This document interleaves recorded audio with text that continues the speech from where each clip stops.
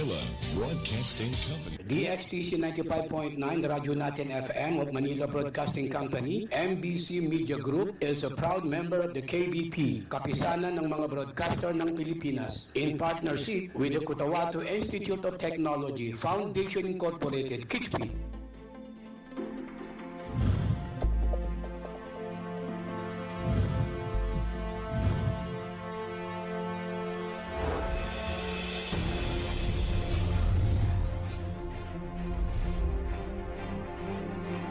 One radio network powering more than 100 stations.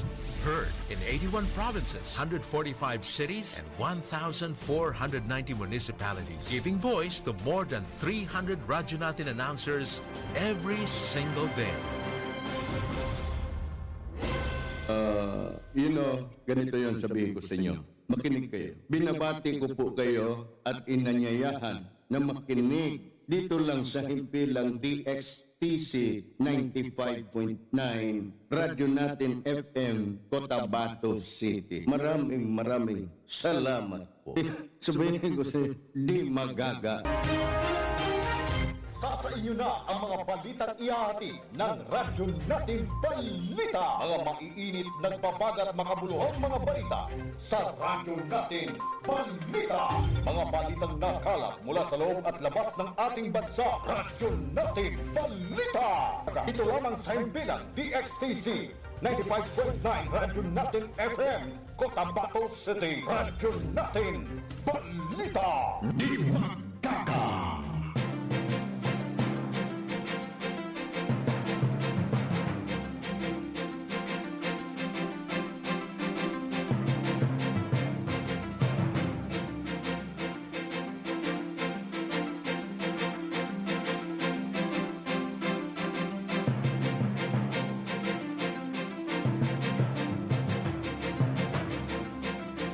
DXTC 95.9 na Radyo Natin FM Cotabato City sa proud member of the KBP, Kapisanan ng mga Broadcaster ng Pilipinas of MBC Manila Broadcasting Company or Media Group.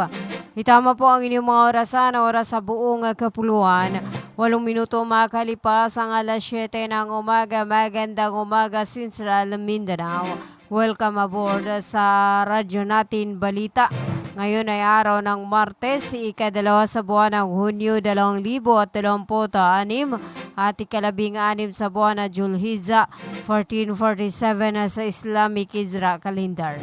Sa ngalan po ng aming butihing station manager sa aming admin office sa KBP license, BCTR Sir PB Jawaril at sa aming news head, Miss Noronisa Mamital Kusin. Ako po ang inyong makakasama sa loob ng 30 minuto. Radyo Natin Caroline Abbas.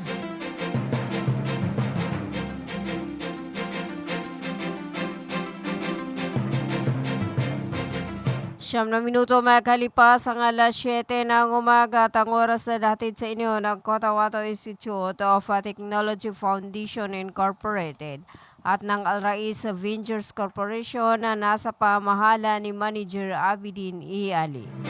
At hatid din sa inyo ng Green Pharmacy para sa mga preskong gamot. Hanapin lamang ang Green Pharmacy na makikita sa tapat lamang ng People's Palace, Sinsuat Avenue, Cotabato City. At hatid din sa inyo ng Ministry of Labor and Employment or MOLIBARM at ni MP Attorney Maria Sersema. Also hatid sa inyo ni Dato Udin Sinsuat Municipal Councilor Teodoro Ted Moingeta. 10 minuto makalipas ang alas 7 ng umaga. At bago natin dakuan ang ating mga balita, alamin muna natin ang lagay ng panahon ngayong araw ng Martes.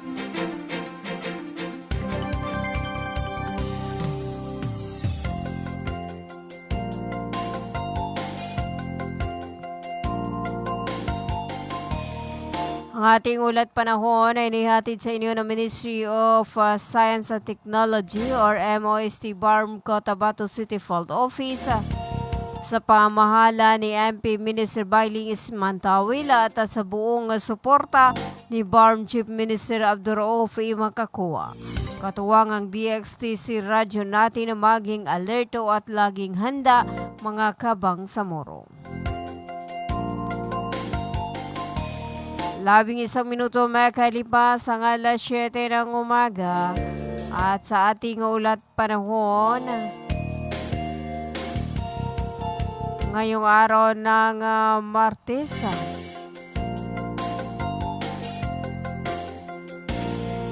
Napakainit at maalinsangan ang panahon sa buong rehiyon ng Bangsamoro Autonomous Region in Muslim Mindanao ngayong araw ng Martes. Ayon pa sa ulat ng Pag-asa, ang temperatura ay umabot na sa 34 degrees Celsius hanggang 36 degrees Celsius. Ngunit dahil sa mataas na halumigmig o halumigmig ng hangin, ang tinatawag na heat index ay nasa pagitan ng 40 degrees Celsius hanggang 42 degrees Celsius. Mula umaga hanggang tanghali, maliwanag at maaliwalas ang kalangitan, ngunit inaasahang magiging maulap at may pag-ulan o kulog sa dakong hapon o gabi, lalo na sa mga lalawigan ng Maguindanao del Norte, Maguindanao del Sur at Lanao del Sur. Mahina hanggang katamtaman ang ihip ng hangin mula sa silangan at hilagang silangan.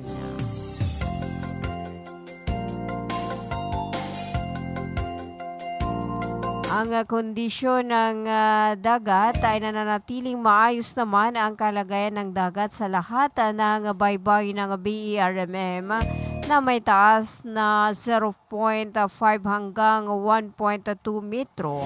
Ligtas para sa mga mangingisda at sasakyang dagat.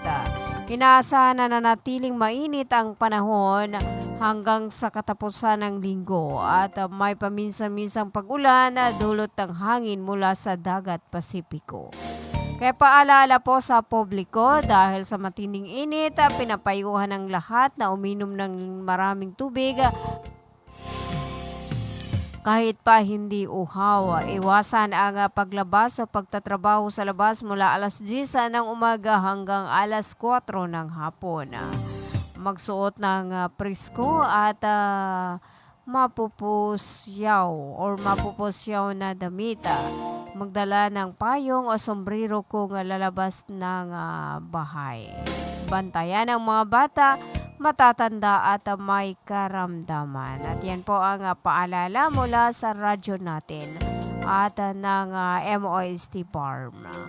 At ang ating ulat panahon ay nihatid sa inyo ng Ministry of Science and Technology or MOST Farm, Cotabato City Field Office sa pamahala ni MP Minister Bailing Ismantawil at sa buong suporta ni Barn Chief Minister Honorable Abdurraouf Makakua. Katuwang ang DXTC radyo natin na maging alerto at laging handa mga kabangsamoro.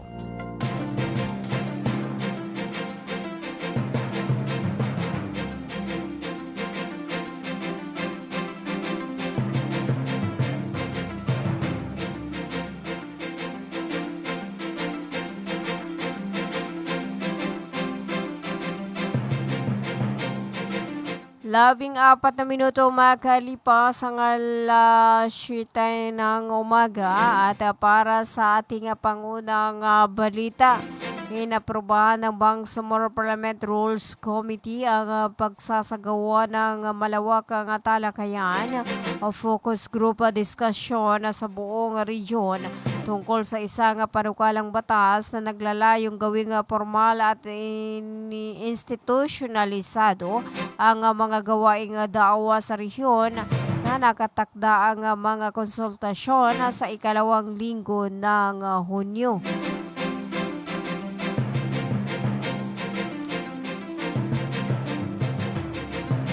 15 minuto makalipas ang alas 7 ng umaga, binibigyang diin ng tagapangasiwaan ng opisyal na si MP Rasul Mitmoga Jr.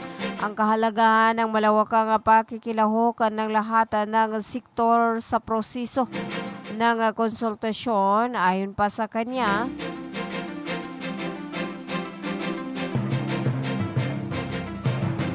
hindi lamang ang mga pinuno ng rehiyon at ang mga pamayanang Muslim ang makikibahagi sa mga focus group diskusyon, kundi pati na rin ang mga sektor na binubuo ng mga hindi Muslim.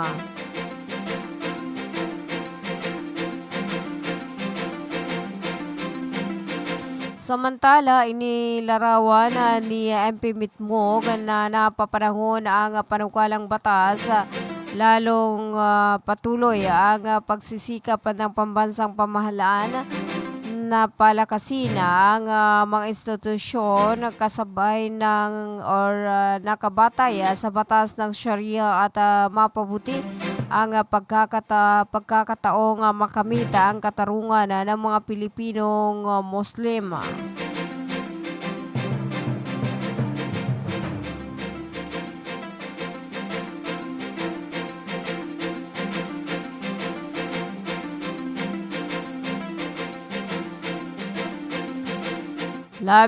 Pitong minuto makalipas ang 7 ng umaga.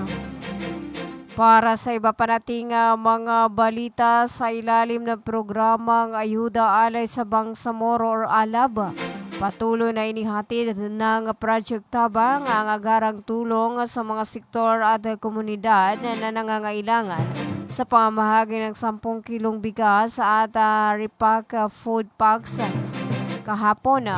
Bilang pangunahing benepisyaryo, nakatanggap na nasabing tulong ang mga tsuper ng habal-habal mula sa poblasyon Ono, Cotabato City at Crossing Simuay, Sultan Kudarat, Maguindanao del Norte. Ang hakbang na ito ay bahagi ng pagsisikap na guminhawa ang kalagayan ng mga manggagawa sa transportasyon sa kabilang mga sektor na lubos na naapektuhan at nangangailangan ng suporta. Bukod sa mga tsopera na kinabang din sa pamahagi ang mga membro ng Markad sa Rahma Dumato Saban Lifa Fijil Quranil Karim na matatagpuan sa Barangay Kirkir, Sultan Masura, Maguindanao del Norte.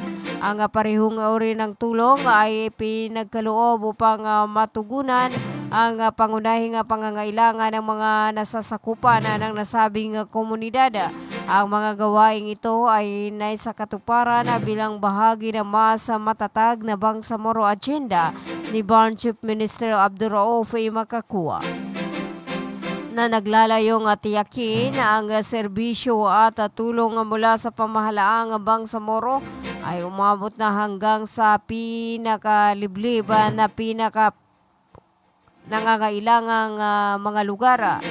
Ang pangangasiwa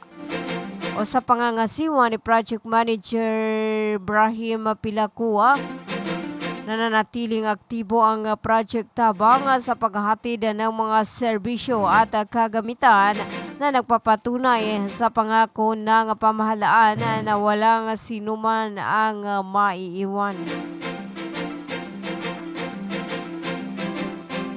19 na minuto makalipas ang 7 ng umaga, nagkaloob si Member of Parliament Abdul Basit R. Benito ng tulong pang-edukasyon at medikal sa Brigada Eskwela 2026 kick-off sa Maguindanao del Norte.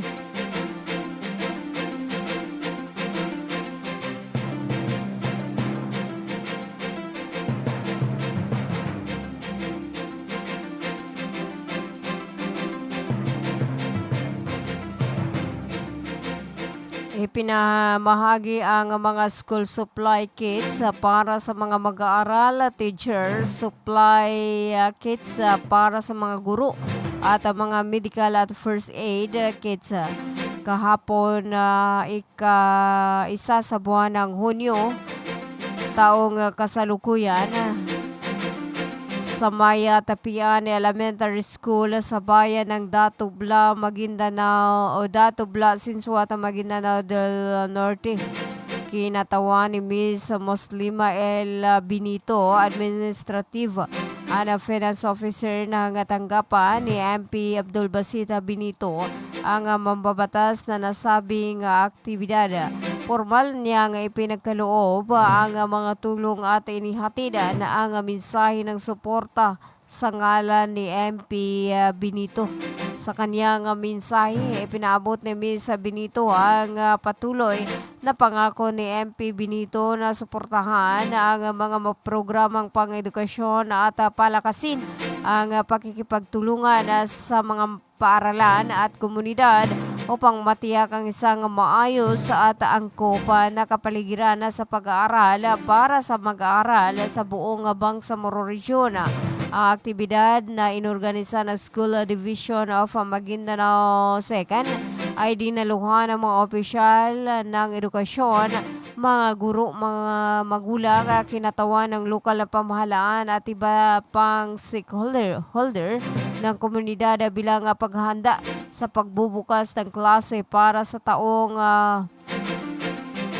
2026 to 2024. Mainit na tinanggap ng pamunuan ng paaralan at ang mga stakeholder ang tulong mula kay MP Benito na nakatulong sa paghahanda ng mga mag-aaral at guro para sa nalalapit na pasukan. Ipinakita ng inisyatibang ito ang patuloy na dedikasyon ng mambabatas sa pagsusulong ng kalidad ng edukasyon at kapakanan ng mga komunidad ng paaralan. Samantala, magalang na iniahay na ng Assistant sa School Division Superintendent ang mungkahing posibleng tulong sa paaralan na sa kinakaharap sa pamamagitan ng pagpapatayo ng isang cover court. Ayon pa sa kanya, magiging mahalagang pasilidad ito para sa mga aktibidad ng paaralan, pagtitipon ng komunidad at mga gawaing may ugnayan sa pagtugon sa emergency na kapakipakinabang hindi lamang sa paaralan kundi maging sa malawak na komunidad. Ang Brigada Eskwela ay taunang programa ng Department of Education na nagtataguyod ng voluntarismo at aktibong pakikilahukan ng komunidad upang matiyak na handa ang mga paaralan sa pagbubukas ng klase. 23 minuto makalipas ang alas 7 ng umaga, nagtulungan ang mga child development workers sa supervised neighborhood place workers at mga magulang sa bayanihang Bulilit ng MSSD Kamakalawak sa mga bayan ng Sultana, Dumalundong at Bacolod, Calawi, Lanao del Sur bilang paghahanda sa nalalapit na pagbubukas ng klase. 24 minuto makalipas ang alas 7 ng umaga, tayo po ay magbabalik after this page short commercial. Magandang araw mga magulang at kabataan! Naghahanap ba kayo ng paaralang maayos, mapagkakatiwalaan at abot kamay ang bayarin? Sa Cotahuato Institute of Technology Foundation Incorporated, tumatanggap kami ng kindergarten, elementary mula grade 1 hanggang grade 6, junior high school mula grade 7 hanggang grade 10, at senior high school na may strand na Humanities and Social Sciences. Sa Kidpi, may maalagang guro, maayos na pasilidad at edukasyong para sa masa. Mayroon din kaming scholarship program at tumatanggap ng mga scholars. Kaya ano pang hinihintay nyo? Mag-enroll na sa Kidpi. Para sa impormasyon, makipag-ugnayan sa 0905-1423-948. Matatagpuan sa Poblacion 8, Cacar, Cotabato City. Sa Kidpi, abot kamay na bayarin, edukasyong siguradong kinabukasan. Hello mga mamis. Gusto nyo bang manganak sa dekalidad at libreng paanakan? Halina at puntahan ang Bagwa Lying-in Clinic. Libreng manganak at kasama na ang family planning. Kaya mga mamis, simulan na ang libreng pagpapacheck up. Dito lang yan sa Bagwa Lying-in Clinic, open 24 hours at PhilHealth accredited. Narito ang kanilang mga services offered: family planning, IUD insertion or removal, check-up, pill supply, condom supply, DMPA injection, referrals for bilateral ligation, BTL, natural family planning, NFP method, counseling, maternal and child health, physical exam, breast exam, pelvic exam, prenatal care, postnatal care, pap smear, well body care, immunization, breastfeeding, cord dressing, whey taking, safe, normal, spontaneous delivery, newborn screening. For other services, you may please contact our midwife at landline number 557-4422 or a cell phone number 0917-531-6697. Para sa mga karagdagang katanungan, pwede kayong bumisita anumang oras sa Bagwa Lying-in Clinic at hanapin lamang ang kanilang clinic manager. Ang Bagwa Lying-in Clinic ay matatagpuan sa Quimpo, Bagwa 2, Cotabato City. Owned and managed by Madam Fe Camano Mandi. Tandaan mga mamis, Bagwa Lying-in Clinic.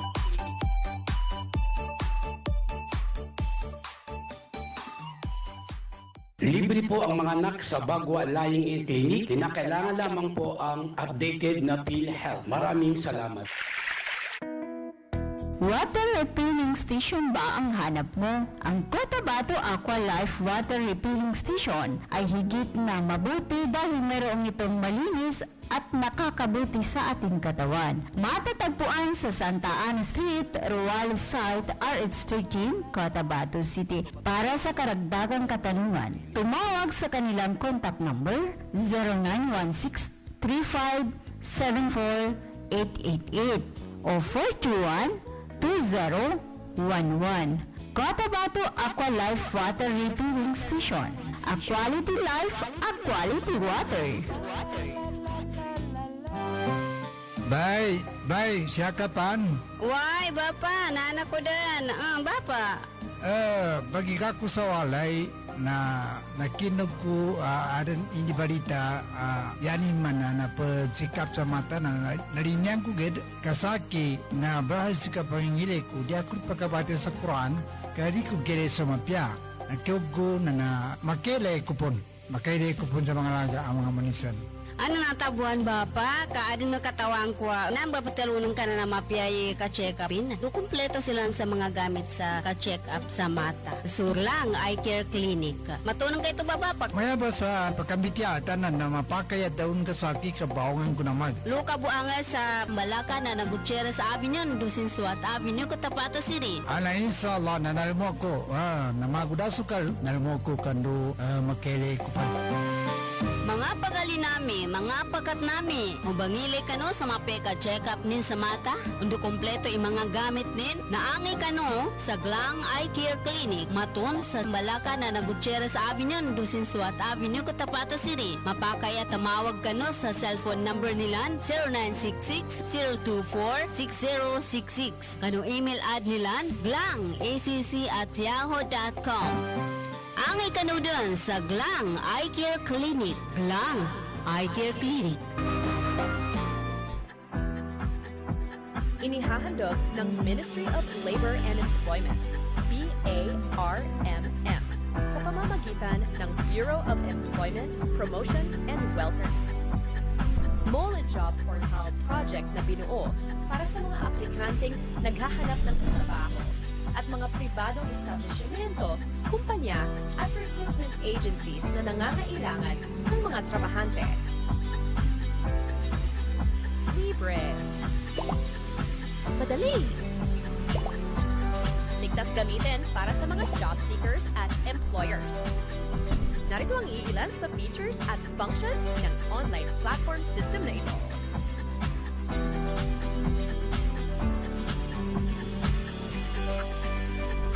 O di kaya'y bisitahin lamang ang website na ito.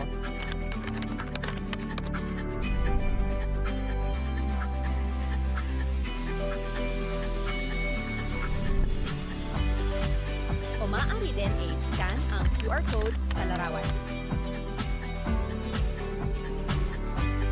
Para sa karagdagang impormasyon, bisitahin ang official website ng moliportal.h.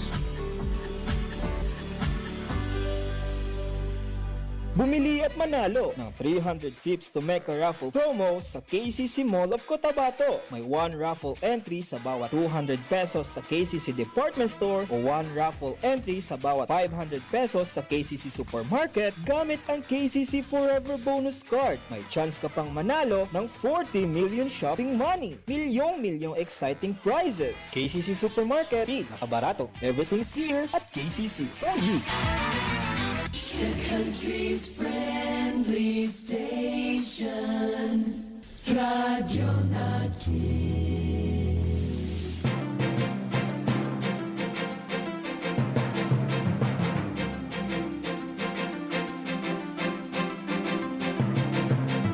Itama po ang inyong mga orasan, oras sa buong kapuluan at 31 minuto makalipas ang alas 7 ng umaga. At para sa ating panghuling balita, kapwa nilagdaanan ng Pilipinas at Vietnam kahapon ang riniwala ng 16-year-old Memorandum of Agreement on Defense Cooperation na magpapalakas sa joint capabilities in maritime security ng dalawang bansa. Ito ang inanunsyo sa sinagawang press conference ni na Pangulong Ferdinand Marcos Jr. at Vietnamese President Tu Lam sa Palasyo ng Malacanang sa gitna ng two-state visit ng huli. Kapwa sinaksihan ng dalawang leader ang representasyon ng ilang nilagdaang kasunduan sa President's Hall kasunod ng bilateral meeting. Bilang kapwa claimant state sa South China Sea, tinuruan ni Pangulong Marcos na muling pinagtibay ng Pilipinas at Vietnam ang pagpapanatili ng kapayapaan, katatagan at freedom of navigation at ang overflight sa maritime area ay nananatiling negotiable. 33 minuto makalipas ang alas 7 ng umaga at yan na po ang kabuuan ng ating radyo natin balita. Ngayon ay araw ng Martes, ika-2 sa buwan ng Hunyo 2026 at ika-16 sa buwan ng Julhizza 1447 sa Islamic Isra Calendar.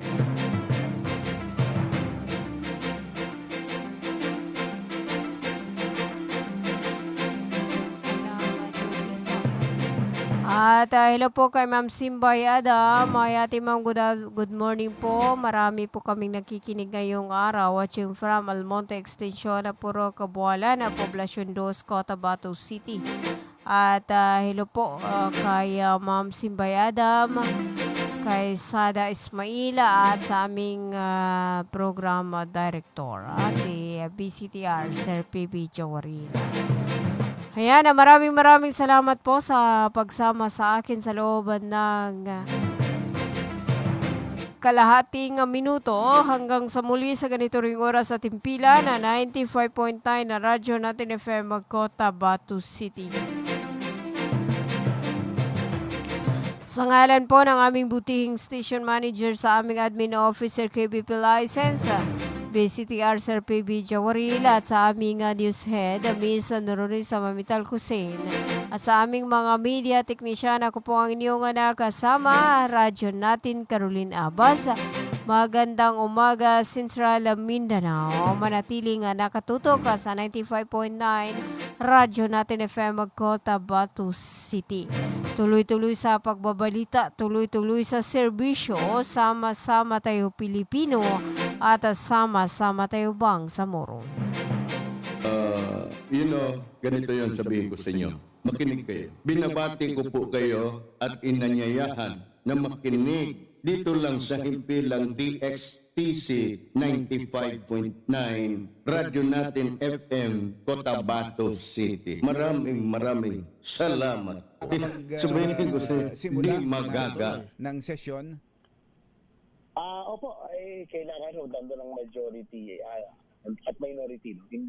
Madalas na kahit na kumpleto na, kahit may quorum, inaantay talaga ng Senate President o ng presiding officer ang minority leader at least para may representasyon ay minority. So, yan ay parang protocol gentleman's agreement between the majority and minority. Apo. Senator, lumilitaw kasi ngayon na bandang 6 o pasado alas 6 ng gabi na kayo nasabihan at doon yung napasa yung statement ni Senate President Alan Peter. Pero ano ba talaga raw yung rason doon sa majority side kung bakit wala na isa sa kanilang sumulpot as early as mga 5 p.m., Senator? Nandun ho sa statement ni Senate President Cayetano yata, na parang sinabi na rin po na ang majority ay hindi na rin po papasok hapon. Pero nalaman na lang namin yan habang kami nag-aantay. Ang binabagitan nilang dahilan, binabandera, Senator, gusto nilang ipakita sa lahat yung independensya raw ng mataas na kapulungan. Parang ganito. Well, yan po ang basta sa ang minority po ay meron ako kami statement din na it's not about self-independence ang issue kahapon at so, ang position ay parang boycott ito sa nangyari kasi.